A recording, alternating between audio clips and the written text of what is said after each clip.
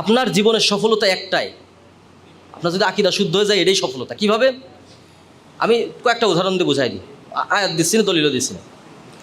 মানে ধন সম্পদ যদি সফলতার মানদণ্ড হতো তাহলে কারণ সফল ছিল। ক্ষমতা যদি সফলতার মানদণ্ড হতো ফিরাউন সফল কাম। ঘর বাড়ি বিল্ডিং আমারও ঝিনাইদহ শহর অথবা ঢাকা ভালো একটা জায়গায় যদি বাড়ি থাকে আমি সফল। তাহলে মনে রাখেন ওয়াকানু ইয়ানহিতুনা মিনাল জিবালি বুয়ুতান আমিনিন। আরও আছে ইরমা যাতিল ইমাদ আল্লাতী লাম ইউখলাকু মিসলুহা ফিল বিলাদ।